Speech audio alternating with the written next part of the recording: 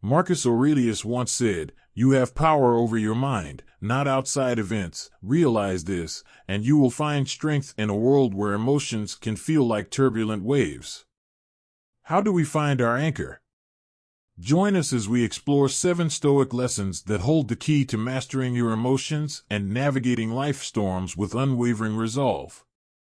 Before we begin, I would appreciate it if you liked the video so that you can help me to continue spreading the Stoic philosophy. If you are not subscribed, I recommend you subscribe and activate the bell so you don't miss any video. Lesson number 1. Understand what's in your control. Have you ever found yourself caught in a storm? Not the kind with rain and thunder, but the storms of life, unexpected events, disappointments, or sudden changes. The Stoic philosophers from ancient Greece and Rome have a lesson that feels like an anchor in these storms, the dichotomy of control. Picture this: you're planning an outdoor event, and despite all your preparations, it rains. Now, you can't control the weather, no matter how much you'd like to. But your reaction to the rain, that's entirely up to you. You could lament, get frustrated, or you could adapt. Maybe move the event indoors or see the rain as a refreshing change. Epictetus, a Stoic philosopher who was born a slave and rose to become one of the most influential thinkers of his time, put it succinctly: some things are in our control and others not. It sounds simple, right? But in this simplicity lies a profound wisdom that has the power to transform our lives. Every day, we're faced with a myriad of situations, some we can influence, like our daily routines, the books we read, or the company we keep. But many are beyond our grasp: global events, the actions of others, the passage of time, and yes, the weather. Now, here's where it gets interesting. The Stoics believed that our well-being doesn't depend on external events, but on how we interpret and respond to them. It's not the event itself, but our judgment about the event that causes our emotions. Think back to a time you faced a setback. Maybe you didn't get that job you wanted. At the moment, it felt like a disaster. But with time, perhaps you realized it was a blessing in disguise, leading you to a better opportunity or personal growth. But how do we put this into practice?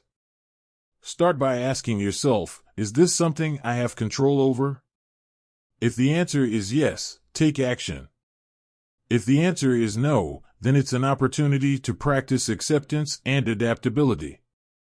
By truly understanding and internalizing this principle, we can free ourselves from unnecessary anguish. We can navigate life with a sense of calm, knowing that while we can't control the winds, we can adjust our sails. In a world that often feels chaotic, the dichotomy of control is a beacon of clarity. It reminds us to focus our energy where it matters most and to embrace the serenity in knowing that some things are simply beyond our grasp. Lesson number 2, reflect before reacting.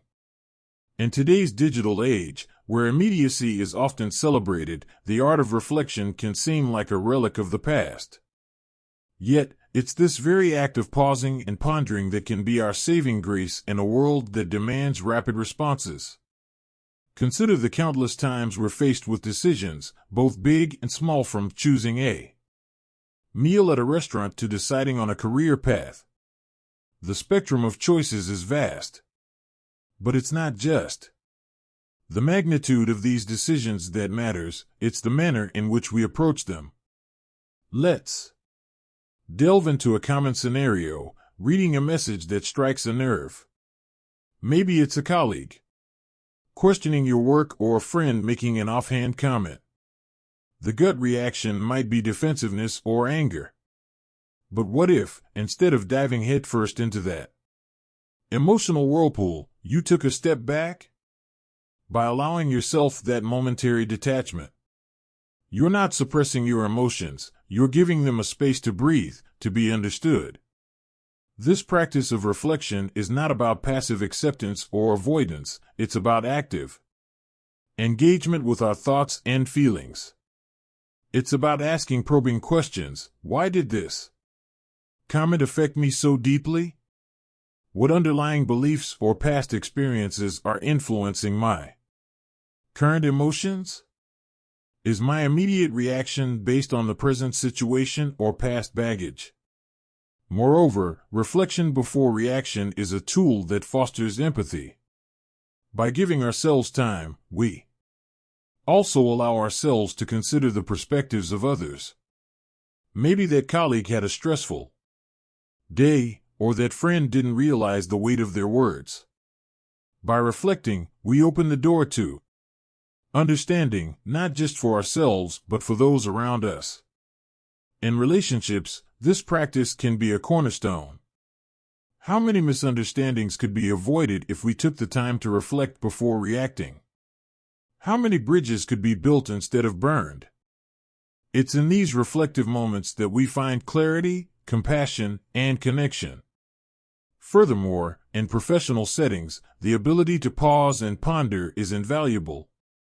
Leaders who reflect before making decisions are often more respected and effective. They're seen as thoughtful, measured, and wise. Their decisions, born from reflection, often stand the test of time.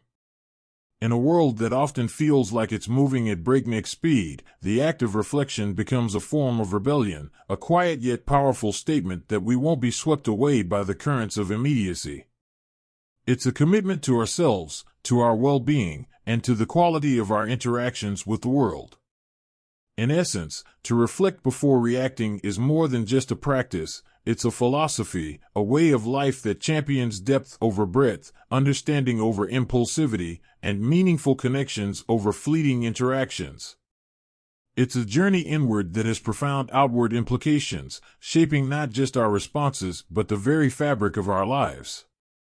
Lesson number 3: practice dispassion. In a world that often feels like an emotional roller coaster, the idea of practicing dispassion might seem out of place. But let's delve deeper into what it truly means and the transformative power it holds. Dispassion isn't about suppressing emotions or becoming indifferent to the world around us. It's about cultivating a balanced perspective, a calm amidst the storm. Imagine being able to observe events, situations, and even your own emotions without being overwhelmed by them. Think about the last time you watched a gripping movie. There were moments of tension, excitement, maybe even sadness. While you were engaged in the story, a part of you always knew it was just a movie. You didn't rush to help the hero or console the crying character. You observed, you felt, but you remained in your seat.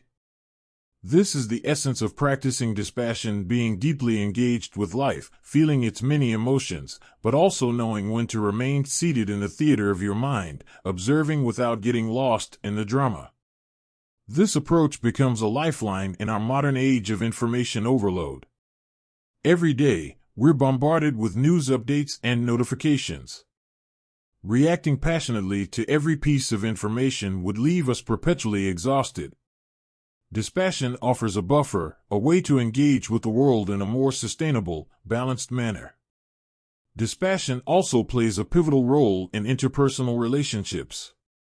We've all been in situations where conversations get heated, where disagreements arise. In such moments, practicing dispassion can be the difference between a productive discussion and a damaging argument. It allows us to listen more effectively, to respond rather than react, and to navigate conflicts with understanding and grace. Cultivating dispassion starts with self-awareness. Regularly checking in with ourselves, recognizing our emotional triggers, and understanding our patterns create a space between stimulus and response. In that space lies the freedom to choose our reactions, to act with intention rather than impulse. And while dispassion might sound like detachment from life's joys and pleasures, it actually enhances them. By not being overly attached to outcomes, we can fully immerse ourselves in the journey, savoring each moment without the constant fear of loss or change. Practicing dispassion is about finding equilibrium in an ever-changing world. It's a compass that points to inner peace, guiding us through life's varied terrains with grace.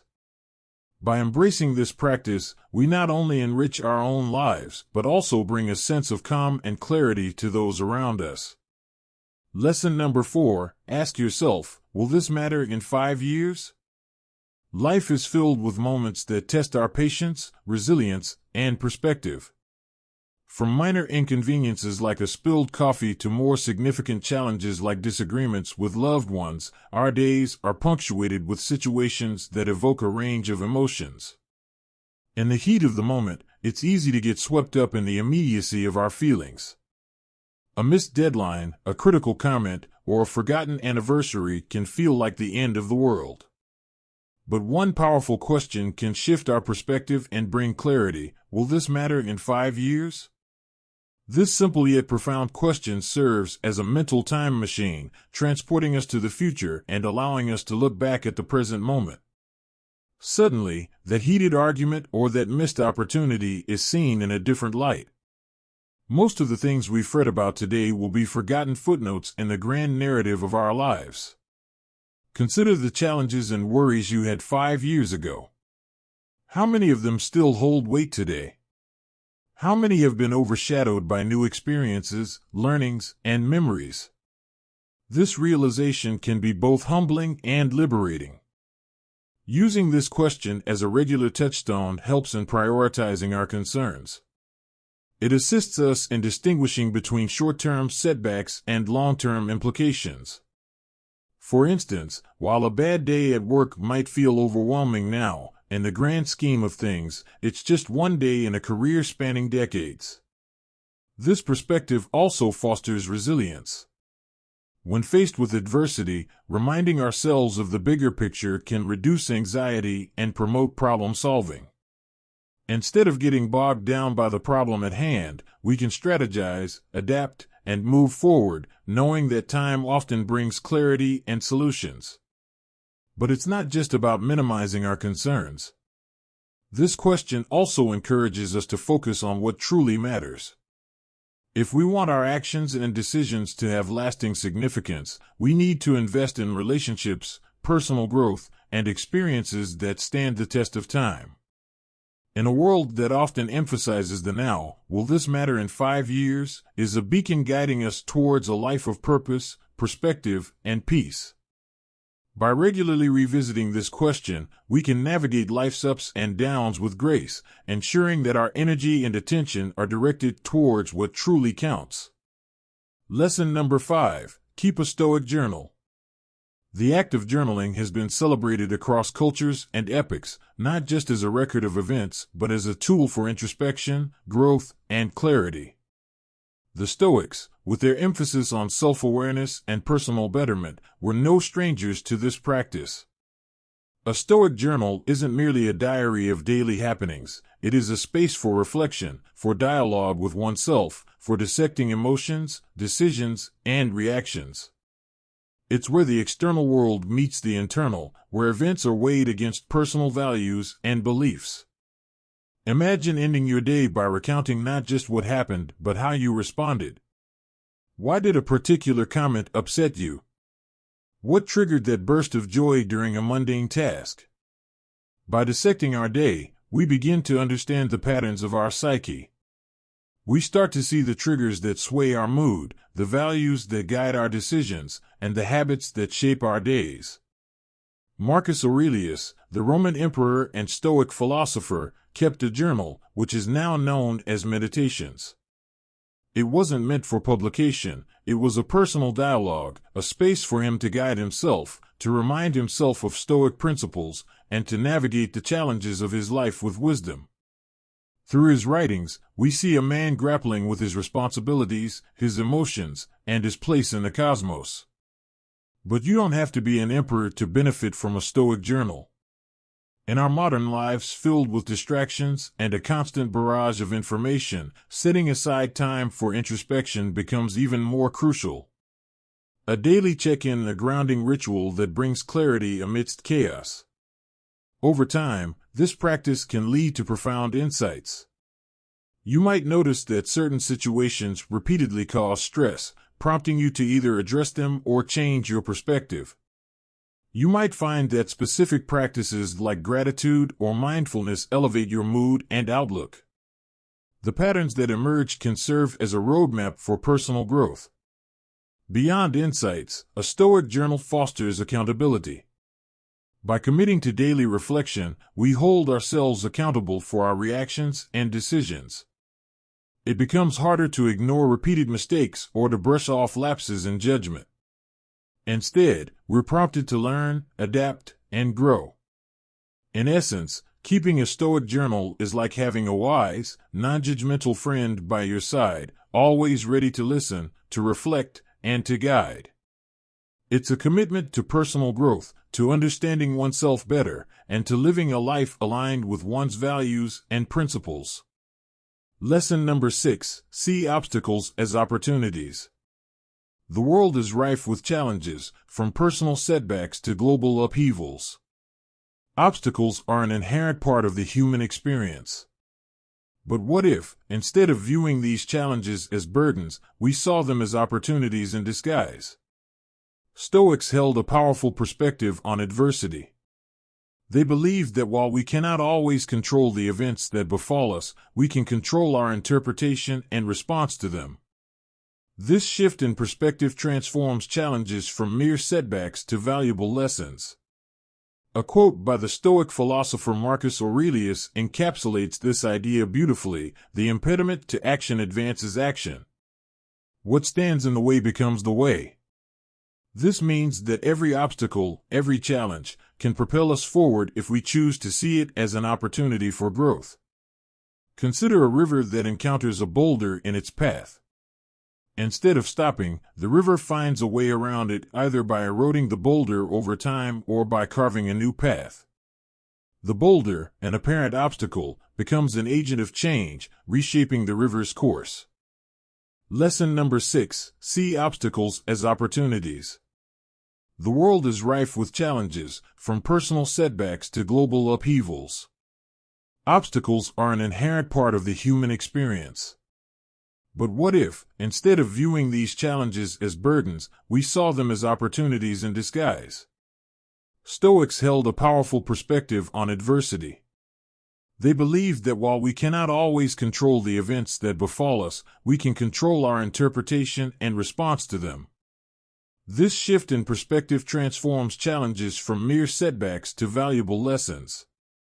A quote by the Stoic philosopher Marcus Aurelius encapsulates this idea beautifully: "The impediment to action advances action. What stands in the way becomes the way." Similarly, in our lives, challenges can redirect our paths, often leading us to outcomes we hadn't imagined. For instance, a job loss, while initially devastating, might lead to a new career path, a chance to upskill, or even the opportunity to start a venture of one's own. A failed relationship might pave the way for personal growth, self-discovery, and deeper, more meaningful connections in the future. A failed relationship might pave the way for personal growth, self-discovery, and deeper, more meaningful connections in the future. This Stoic perspective also fosters resilience. When we start viewing challenges as opportunities, we become more adaptable, more willing to face adversity head-on. Instead of asking, "Why is this?" think about the last time you watched a gripping movie. There were moments of tension, excitement, maybe even sadness. While you were engaged in the story, a part of you always knew it was just a movie. You didn't rush to help the hero or console the crying character. You observed, you felt, but you remained in your seat. This is the essence of practicing dispassion, being deeply engaged with life, feeling its many emotions, but also knowing when to remain seated in the theater of your mind, observing without getting lost in the drama. This approach becomes a lifeline in our modern age of information overload. Every day, we're bombarded with news updates and notifications. Reacting passionately to every piece of information would leave us perpetually exhausted. Dispassion offers a buffer, a way to engage with the world in a more sustainable, balanced manner. Dispassion also plays a pivotal role in interpersonal relationships. We've all been in situations where conversations get heated, where disagreements arise. In such moments, practicing dispassion can be the difference between. This Stoic perspective also promotes resilience. When we begin to see challenges as opportunities, we become more adaptable, more willing to transform and change. Be resilient or oil that you cannot control. If you know this ancient Stoic knowledge, I will help you to share it. Leave your comment below from the video as well. You will know that you are enjoying the content. You have swallowed more motivational content like this. Rest in peace. I see you in the next video.